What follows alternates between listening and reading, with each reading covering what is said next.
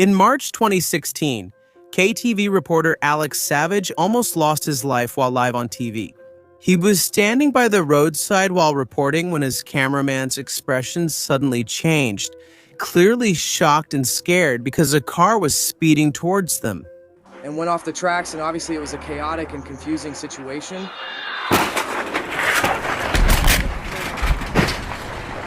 Oh! Oh my God.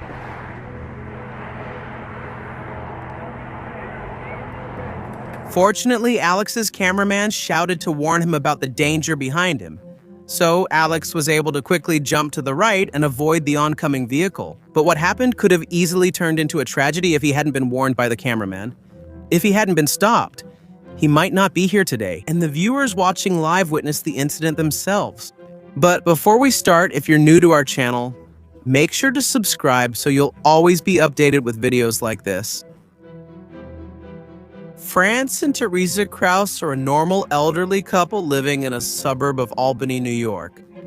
But around the middle of 2017, they suddenly disappeared without explanation. Even more surprising, no missing person report was filed. Friends and neighbors just assumed they had left. Maybe they moved to another state or possibly even to another country.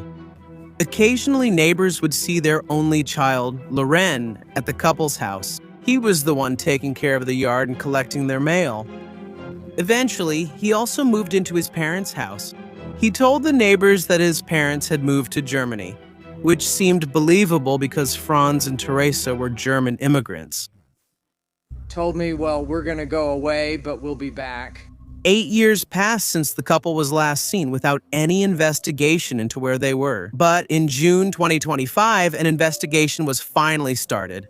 Not by the police, but by the Social Security Administration.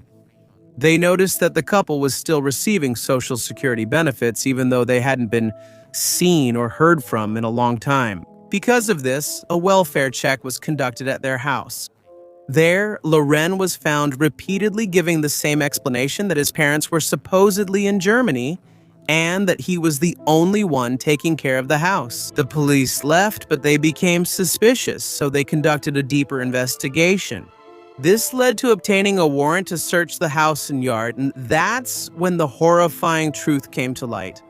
Some of the video we shot from earlier today shows 2 sets of human remains removed from the backyard of 6 Crestwood Court in Albany over the past 24 hours.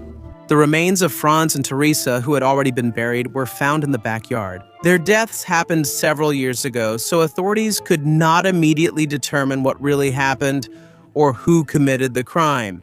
Meanwhile, Loren, their child, became the primary suspect in the case. He was not arrested because his story seemed consistent, and there was no strong evidence linking him to the crime. The police investigation continued, but they couldn't find any clear leads. At the same time, CBS 6, a local news channel, received an email from Loren. He said that he wanted to appear on their program to talk about the disappearance of his parents and to help find out who committed the crime. Because this was big news in their area, CBS 6 agreed to interview him. But no one was prepared for how the interview would turn out. 2017, you took your father's life. Great. And then moments later, or a short time later, you took your mother's life on that same day. In a live TV interview, Loren admitted that he killed his parents, and he did it in a disturbingly cold and emotionless manner. Suffocation was there. You suffocated them. You suffocated your parents. Yeah. What did you use to suffocate them? For my father, my hand, and for my mother, a rope. Loren tried to explain what he did, saying that his parents were old and weak, and that he just wanted to save them from suffering. Like it was an act of love. They made it clear that they were going downhill. But it became even more strange and shocking for the viewers because of how calm his tone was while he confessed to the crime on live TV. Beyond that, it turns out that the reason might have been more selfish. He continued to collect his parents' Social Security checks for 8 years as if they were still alive. That's why it's believed that money and control over the house were the real motives. Right after the interview, they were arrested. In September 2025, he faced multiple charges. He denied all the accusations and remains in custody without bail. As of 2026, the case is still ongoing. If found guilty, he will face life imprisonment for the brutal killing of his own parents. It's a crime he might have gotten away with if he hadn't continued to claim their benefits. It's truly chilling how calm he is in prison. That's why many consider this as one of the darkest live TV moments ever recorded.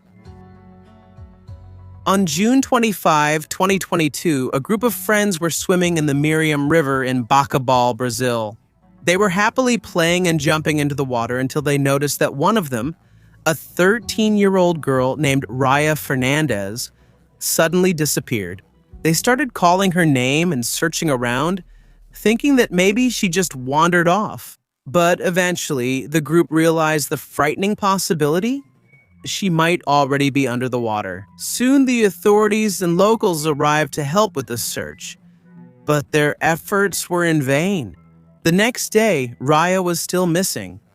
That's when news teams arrived to cover the incident, including the reporter Lenildo Frisol. In his report, he explained how dangerous it was, how dangerous the Miriam River is because of its sudden deep parts, where a single wrong step could lead you into deep water. To demonstrate this, Lenildo even went into the river while holding his microphone. Right here, folks. We're going into the water now to show you the place.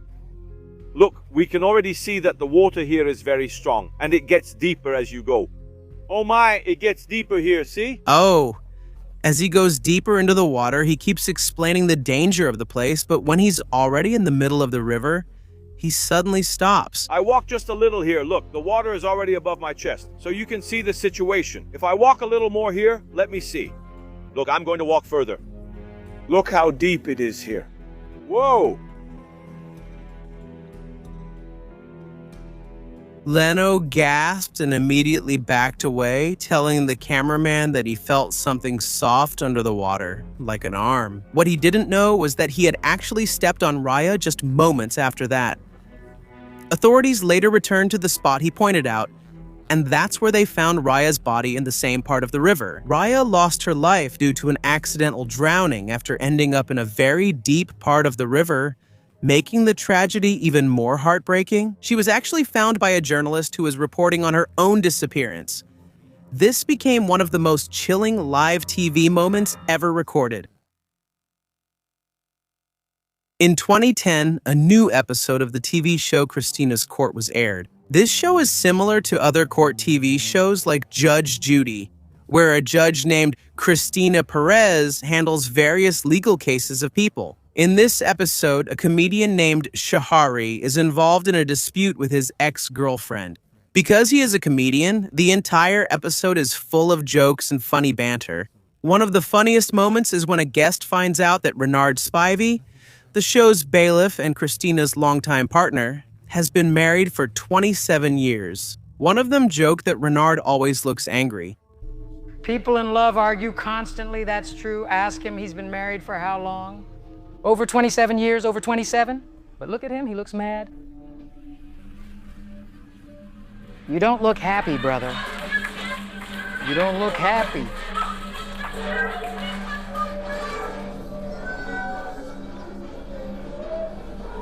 He's very happy. Okay, all right, let's get back to the claim. But later on, it was later joked that he was actually happy, and the episode continued in a cheerful tone. Renard is known as an important part of the show and is rarely the subject of jokes, so that moment became memorable. But at that time, no one knew how tragic that joke's meaning would later become. A few years passed, and the news came out. Flipping tonight, A Harris County Sheriff's deputy facing serious charges. 63-year-old Renard Spivey is accused of killing his wife, 52-year-old Patricia Spivey, after an argument that turned deadly. according to the report, Renard and his wife, Patricia Spivey, had an argument about his alleged use of steroids and possible infidelity. In the middle of the argument, he drew his weapon and killed his wife, then hid the body in their bedroom. The former bailiff of a court TV show eventually ended up in a real courtroom as a defendant. Despite the case in 2003, he was acquitted, after the defense insisted that what happened was an accident, so he was not imprisoned. But in March 2025, he was arrested again, this time for stealing $400 from a waitress. The disturbing irony is that the man who used to be part of courtroom TV dramas eventually became the center of a real legal controversy. In 1993, tennis pro Monica Seles was at the peak of her career. At the age of 19, she had already won 8 Grand Slam titles and had taken the #1 spot in women's tennis from Steffi Graf. But despite her fame, she also had many haters, especially fans of Steffi Graf who couldn't accept that Monica had surpassed her. One of the extremely obsessed fans was a man named Gaparch.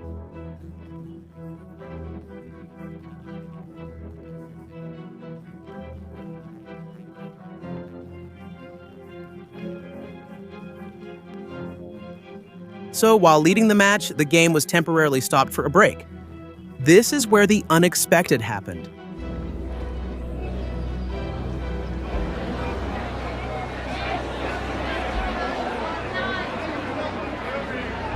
Suddenly, Ga jumped from the audience onto the court and used a 9-inch blade against Monica. Monica screamed in pain and collapsed on the court while security immediately removed Ga and arrested him. Monica was taken to the hospital. Fortunately, the injury missed her spine and vital organs by just a few millimeters. Miraculously, she survived and recovered in just a few weeks. Later on, Ga said that he wasn't angry at Monica, but because of his excessive and twisted love for Steffi Graf. According to him, he wanted to take Monica out so that Steffi could become #1 again. And in his mind, that was a sacrifice for his idol. Ga was caught and found guilty, but he was not imprisoned because the court decided that he had serious mental health issues. Although Monica survived, she was never the same again. She developed PTSD and a fear of people and crowds. Because of this, she was forced to take a break from tennis and her career was ultimately affected. Steffi Graf, on the other hand, returned to being #1 in women's tennis. It's a chilling irony that seems like the deliberate result of a violent obsession. In June 1994, Colombia and the United States faced off in the FIFA World Cup held in California. The match remained 0-0 for a long time until a fatal mistake happened. The Colombian player, Andrés Escobar, scored an own goal, causing the United States to win and Colombia to be eliminated from the World Cup. Although it was just an accident, he didn't know that it would be the beginning of a tragedy. After the match, Andrés was offered the chance to stay in the United States with his family, but he chose to return to Colombia and face his country. He knew that many were angry and disappointed because he was being blamed by many for Colombia's loss. Just a few days later, on July 1, Andrés went to El Indio nightclub in Medellin with his friends. There, some people mocked him because of his own goal. Andrés left to avoid trouble, but the group followed him to his car. He tried to explain that what happened was just an accident, but he didn't know that one of them was carrying a weapon. Andrés was shot 6 times, taken to the hospital, but the world was even more shocked by his death. A professional football player who died just because of an own goal. Eventually, the perpetrator was identified as Humberto Castro Muñoz, a hitman connected to a cartel associated with Pablo Escobar. According to the investigation, Andrés' own goal may have caused a huge loss of money in the cartel's gambling operations. A simple mistake in sports led to a tragedy the world will never forget. Alberto was sentenced to 43 years in prison, but he was released after serving only 11 years. Despite Andrés Escobar's own goal, the whole country mourned his death, with millions attending his funeral. It's chilling to look back at his own goal, knowing now that a simple mistake in the game led to the loss of his life. In July 2008, a Greyhound bus was traveling between Portage-la Prairie and Winnipeg in Canada. The passengers were quiet and sleepy during the long trip. Among them was 22-year-old Tim McLean, who had his eyes closed and was listening to music, trying to rest. He didn't know he would never make it home. Sitting next to him was a man named Vincent Lee. He just looked like a normal passenger, alone, quiet, and staring out the window. An hour into the trip, the passengers suddenly heard a faint but terrifying scream. Everyone was startled, wondering if it was just a dream. But when they turned around, that's when they realized the nightmare was real. Vincent suddenly attacked Tim with a weapon. He was struck in the chest, neck, and body. Tim tried to fight back, but it was too late. In a very quiet and calm manner, Vincent continued what he was doing as if he had no emotion. Before the incident, Tim was just sleeping and they hadn't talked at all. The driver immediately stopped the bus and the passengers and driver ran outside for their safety, leaving Vincent and Tim inside. The passengers called the police while trying to inform them about what was happening inside the bus. But because the door was locked from the outside, they couldn't get in right away. When some of them looked through the window, that's when they saw the unbearable scene. Tim had been dismembered, and it was said that the perpetrator even ate his body inside the bus for no clear reason. The police arrived, but entering was considered too dangerous, so they sent in hostage negotiators first while moving the other passengers to a safe place. The witnesses were deeply affected and shared their trauma with the media. All of a sudden, I heard a guy screaming. I turned around and the guy sitting right next beside me was standing up and stabbing another guy with a big Rambo knife. Ran up to the door to maybe see if the guy was still alive or if we could help or something like that, and when we all got up, we saw that the guy was cutting off the guy's head. He had the head in his hand and he just looked at us like this and dropped it on the ground, totally calm. After about 4.5 hours, an armed tactical unit arrived to negotiate and arrest him. But Vincent, while continuing what he was doing with Tim's remains, refused to surrender and come out. After a while, he broke a window and tried to escape, but he was immediately shot with a taser and arrested. Later, Vincent was diagnosed with schizophrenia. So, he was declared not criminally responsible for Tim's death. He spent 7 years in a mental hospital before he was released in 2015. Now, Vincent is a completely free man. Despite that brutal incident, the beheading and cannibalism of Tim McLean and the trauma it left on all the passengers, you can see in the witness interviews how deeply they were affected. In the eyes of those who were there, full of shock and fear. This is one of the darkest and most disturbing live TV moments ever recorded. In March 2022, a reporter was on the street in Los Angeles while he was explaining how dangerous that area supposedly was. Don't think about street. These workers, it's one of the most dangerous streets in all of Los Angeles. And now,